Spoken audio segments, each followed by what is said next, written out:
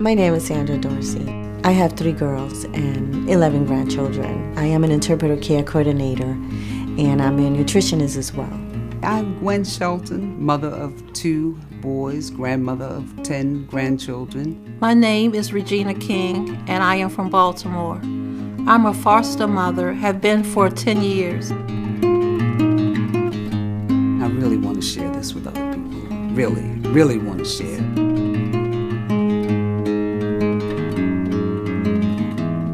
My 14-year-old grandson is now living with me after experiencing the tragedy of his 10-month-old sister dying. This baby to die in the bed with their siblings was very traumatic.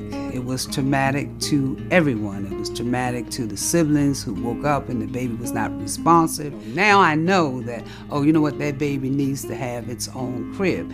And there are even resources that I've learned just very recently, whereas if you don't have a crib, that they can get you a crib if you cannot afford one. Safe Sleep has really changed since when I had my baby, because now the baby has to be on the back, where when I had my son, you could lie him on his stomach.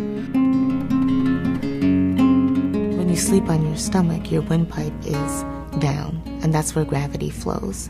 So if my baby were to spit up while they were sleeping on their stomach, it's a sure path down through the windpipe or the trachea into their lungs, and I knew I didn't want that to happen. We want to keep the baby safe, so the bumper pads are out, the stuffed toys are out.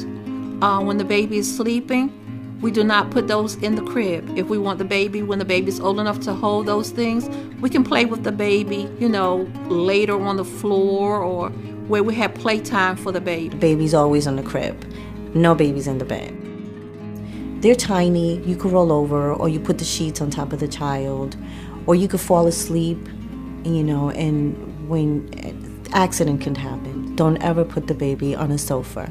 Don't ever put the baby on the bed. No matter how busy you are, you have to avoid that. Just take a second, put the baby in the crib, make sure that the baby's fine, he or she is fine, and then take care of whatever you have to take care of. That's a precious little life, and they depend on us, so we have to make choices for them, and we have to care for them and take care of them. And it's kind of like a shame that something as traumatic as that happened, whereas it really opened my eyes to, you know what?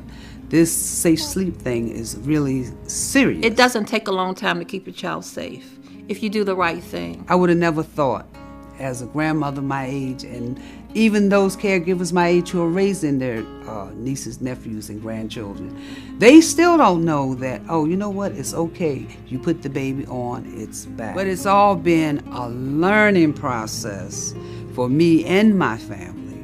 And this tragedy has kind of really instilled in me a desire and a need to really educate people on safe sleep.